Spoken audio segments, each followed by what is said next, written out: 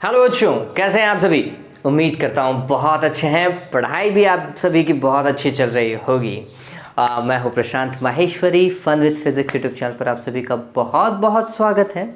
आज वाले वीडियो में हम चैप्टर 10 मतलब प्रत्यावर्ती धारा वाला जो चैप्टर है उसके अति लघुतरात्मक सवालों को पूरा डिस्कस कर लेंगे। कुछ 10 या 15 सवाल हैं, उन्हें हम आज कंप्लीट कर लेंगे।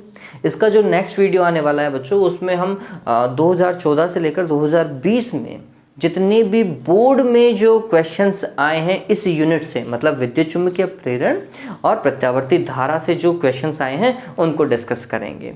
और आप पाएंगे कि सवाल का जो पैटर्न है वो रिपीटेटिव नहीं है।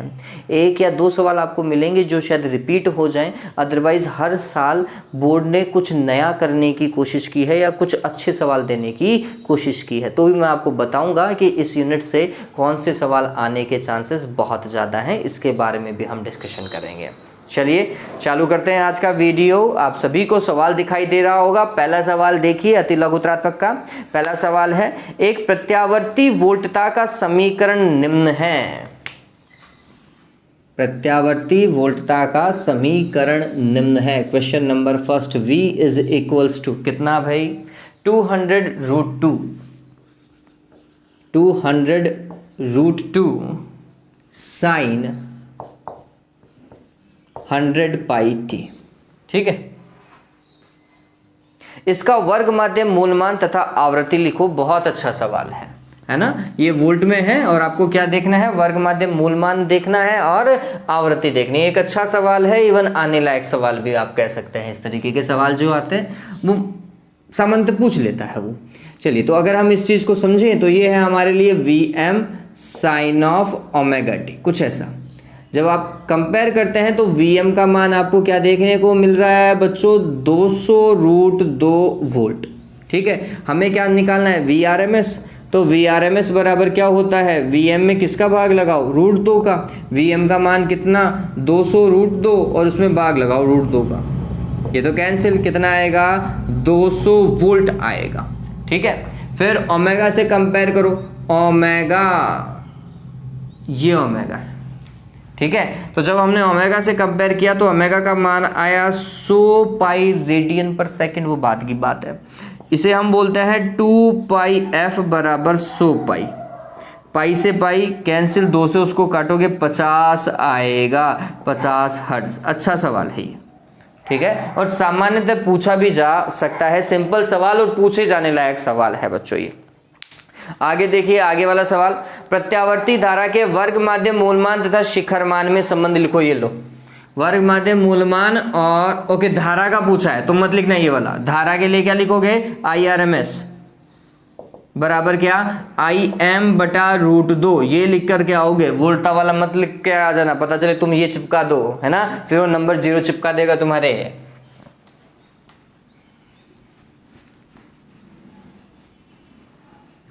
तो धारा पूछा है तो धारा का ही लिखना है, वोल्टा का पूछा है तो वोल्टा के लिए ही लिखना है। आगे देखिए, किसी प्रत्यावर्ती धारा का समीकरण I बराबर Im sine of omega t है। प्रत्यावर्ती धारा का समीकरण I बराबर, तीसरा सवाल है, Im sine of omega t. ठीक बात है भाई, मान लिया। तो प्रेरकत्व परिपथ में प्रत्यावर्ती वोल्टता का समीकरण लिखो। बहुत अच्छा सवाल है ये। परिपथ कौन सा है बच्चों, शुद्ध L परिपथ है। और शुद्ध L परिपथ का कॉन्सेप्ट ध्यान में रखिए, धारा पश्चगामी होती है। धारा पश्चगामी होती है, π/2 कोण। इसका मतलब है वोल्टता अग्रगामी होगी। वोल्टता धारा से π/2 कोण क्या होगी, अग्रगामी होगी। ये कॉन्सेप्ट ध्यान में रखो। अगर धारा पश्चगामी होती है, एल का मतलब लेग बिहाइंड समझते हैं, धारा पश्चगामी है ना, पीछे रहती है। धारा पीछे तो वोल्टता आगे रहती है। तो हमने लिखा वोल्टता धारा से π/2 कोण आगे है। अगर ऐसा है तो V बराबर मैं क्या लिखूंगा, Vm sine of omega t plus π/2 लिखूंगा बच्चों। बात समझ में आ गई, पता चले वो रटा रटा है मत लिख देना। रटा रटाया मत लिख देना, पता चले तुम Vm sin ओमेगा टी लिख दो, अरे भैया फिर तो दोनों समान कला में हो जाएंगे ना। ऐसा नहीं है। तो हमें क्या करना है, वोल्टा को दिखाना है कि वोल्टा अग्रगामी है। ये इस तरीके से काम किया जाएगा। अच्छा सवाल है बच्चों ये। आगे देखो 4th क्वेश्चन, ये तो नो दिखाई दे रहा है। किसी प्रत्यावर्ती धारा परिपथ में किसी समय वोल्टा V बराबर 200 साइन 314 t है, तो प्रत्यावर्ती धारा की आवृत्ति ज्ञात कीजिए। देखो वोल्टा का मान कितना दे रखा है, 200 साइन 314 t, और आवृत्ति पूछ रहा है। तो अब गौर कीजिए, ओमेगा की जगह 314 है ना, तो ओमेगा बराबर 314। ओमेगा क्या होता है, 2 पाई f होता है, और 314 को मैं लिख सकता हूँ 3.14 गुणा 100। बताओ कोई दिक्कत है क्या? कोई दिक्कत नहीं होनी चाहिए। पाई का मान 3.14 ही तो होता है, 2 से उसको काट दो, 50 आएगा नहीं आएगा? ठीक है, ये सवाल बहुत बार पूछा जाता है, या तो 314 देता है या फिर 157 देता है। 157 t दे देगा, 157 में 25 हो जाएगा। ठीक है, क्यों? क्योंकि 157 314 का क्या होता है, आधा होता है ना। तो ध्यान में रखिएगा, पता चल गया ये। अच्छा सवाल है, इस तरीके से काम भी होगा इसका।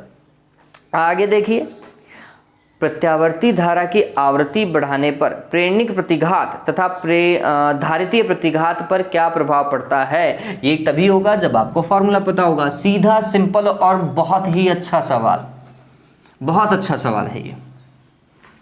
क्या बोल रहा है, धारा को नहीं, किसको, आवृत्ति को बढ़ा रहा है ना।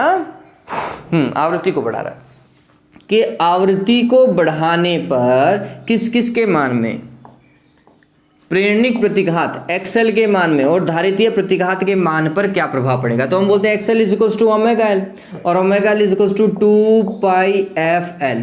आप गौर करेंगे कि जो XL है, मतलब प्रेरणिक प्रतिघात जो है, वो आवृत्ति के समानुपाती होता है। फॉर्मूला लिखोगे, फिर ये लिखोगे और लिखोगे क्या, प्रेरणिक प्रतिघात आवृत्ति के समानुपाती है, अतः आवृत्ति बढ़ाने पर प्रेरणिक प्रतिघात भी बढ़ेगा। ठीक है, फिर XC बराबर क्या होता है, 1/ओमेगा C। इसका मतलब 1/2 पाई FC। इसका मतलब XC समानुपाती 1/f या XC व्युत्क्रमानुपाती है। अर्थात आवृत्ति को बढ़ाने पर धारितीय प्रतिघात कम होगा। ठीक है, धारितीय प्रतिघात कम होता है और ये बढ़ता है। ठीक है, ध्यान में रखें। अच्छा सवाल है ये भी, इसके सारे सवाल अच्छे ही हैं लगभग, जितने भी देखने को मिल रहा है। छठा सवाल देखिए, एक कुंडली का प्रेरकत्व 0.1 हेनरी है। 50 हर्ट्ज आवृत्ति की प्रत्यावर्ती धारा के लिए इसका प्रतिघात का मान क्या होगा। प्रेरणिक प्रतिघात ज्ञात करना है, आवृत्ति दे रखी है, L का मान दिया हुआ है। छठा देखो, L बराबर 0.1 हेनरी और आवृत्ति F बराबर कितना बोल रहा है वो, 50 हर्ट्ज, और बोल रहा है कि प्रेरणिक प्रतिघात का मान कितना होगा। 2 पाई FL लिख दूं क्या, ऊपर बताया है ना। 2 पाई कितना, 314, 3.14, F का मान कितना, 50, और L का मान कितना, 0.1। यही तो है, सारे मान रख दिए। 2 पाई FL, इसको इससे गुणा किया, कितना आया बच्चों, 100 को इससे गुणा किया, 314 को 0.1 से गुणा किया, 31.4। मात्रक लगाना न भूलें, ओम। अच्छा सवाल। ठीक है, ये XL का मान हो गया। ओके, देखिए आगे देखिए, एक श्रेणी LCR परिपथ में धारा तथा वोल्टता के मध्य कलांतर कितना होता है। भैया ये परिवर्ती होता है। एक श्रेणी LCR परिपथ में धारा और वोल्टता के मध्य कलांतर कितना होता है। अनुनाद बोलता तो मैं 0 बोल देता डायरेक्ट, लेकिन अनुनाद तो बोला ही नहीं। बोला है क्या, देखो एक बार के लिए, एक श्रेणी LCR परिपथ में धारा तथा वोल्टता के मध्य कलांतर कितना होता है बच्चों, परिवर्ती होता है। और कैसे देखेंगे, tan phi is equals to XL, और ये निशान लगा लो XC/R, ये होता है। तो फाई बराबर, कलांतर बराबर क्या लिखोगे, ये लिख देना, tan इनवर्स XL XC/R। कभी XL माइनस XC होगा, कभी XC माइनस XL होगा, कई बार दोनों बराबर होंगे तो फिर वो शून्य हो जाएगा कालांतर। ठीक है, तो ये लिख दीजिएगा भाई। पता चल गया कालांतर कितना होता है, इस तरीके से। LCR परिपथ की बात कर रहा हूं। 8वां देखिए, श्रेणी LCR अनुनादी परिपथ में प्रेरकत्व तथा धारिता पर विभवांतर के मध्य कालांतर कितना होता है। आप सभी को पता होना चाहिए अनुनाद की अवस्था में या कैसे भी, अगर ये VMR है तो VML कहाँ की ओर होता है, ऊपर की ओर होता है। VMC कहाँ की ओर होता है, नीचे की ओर होता है। दोनों परिमाण में समान होते हैं, एक दूसरे को निरस्त भी करते हैं। इन दोनों के बीच में अगर आप कालांतर देखोगे, लाइन देखो स्ट्रेट है, तो कालांतर कितना है 180। पढ़िए वो किस किस के बीच में कालांतर पूछ रहा है, किसके बीच में, प्रेरकत्व और संधारित्र की धारिता के मध्य क्या पूछ रहा है वो, सॉरी धारितीय वोल्टता के मध्य कालांतर पूछ रहा है ना, ये ध्यान में रखो। तो आंसर कितना आएगा 180 लिख लीजिएगा। तो श्रेणी LCR अनुनादी परिपथ में प्रेरकत्व तथा धारिता पर विभवांतर के मध्य कालांतर 180 डिग्री होता है। 8वें का आंसर किसका, 8वें का था ये। 9वां देखिए, श्रेणी LCR अनुनाद परिपथ में प्रतिबाधा का मान न्यूनतम होता है और कितना होता है, प्रतिरोध के बराबर। ये मैंने आपको लास्ट वीडियो में भी बताया था कि प्रतिबाधा का मान अनुनाद की अवस्था में न्यूनतम होता है, प्रतिरोध के तुल्य होता है। ठीक है, प्रतिबाधा का मान कितना होता है, प्रतिरोध के तुल्य। फिर 10वां देखिए, प्रत्यावर्ती धारा परिपथ में प्रेरकत्व, धारिता तथा प्रतिरोध के लिए शक्ति गुणांक का मान लिखिए। हालांकि कोर्स में नहीं है, लेकिन आपको पता होगा प्रेरकत्व और धारिता के लिए शक्ति गुणांक कितना होता है, 0 होता है, जबकि प्रतिरोध के लिए इसका मान कितना होता है, 1 होता है। ठीक है, प्रेरकत्व और धारिता के लिए इसका मान कितना, 0, और प्रतिरोध के लिए 1 होता है। लेकिन ये कोर्स में नहीं है शक्ति गुणांक, तो याद रखने की कोई आवश्यकता नहीं है बच्चों इस बार के लिए, और नॉलेज पर्पस के लिए तो बहुत बढ़िया सवाल था।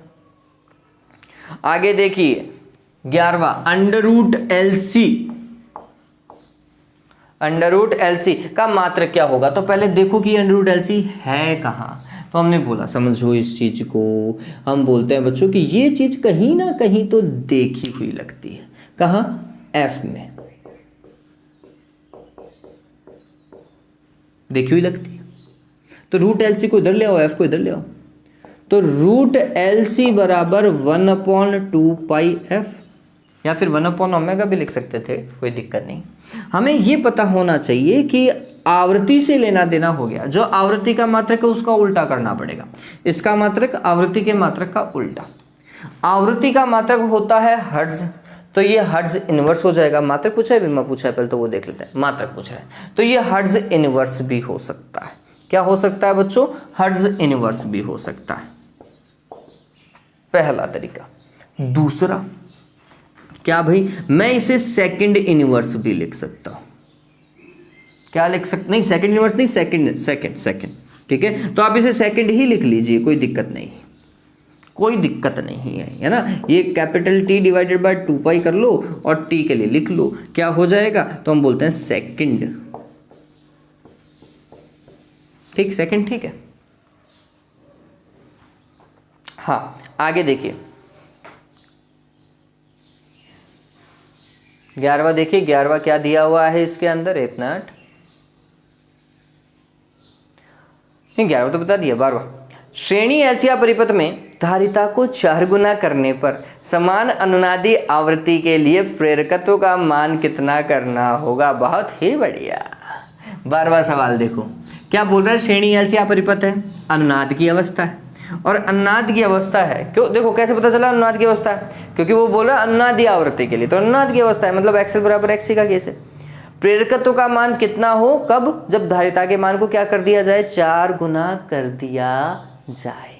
ठीक है, ये पूछ रहा है। चलो काम करके देखते हैं। तो हमने बोला समझिए, समान अनुनादी आवृत्ति के लिए, तो पहली बार अनुनादी आवृत्ति कितनी है, FR बराबर क्या, 1/2π√LC।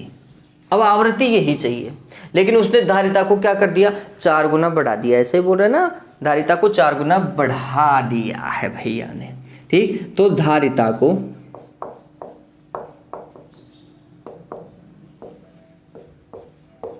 4 गुना बढ़ाने पर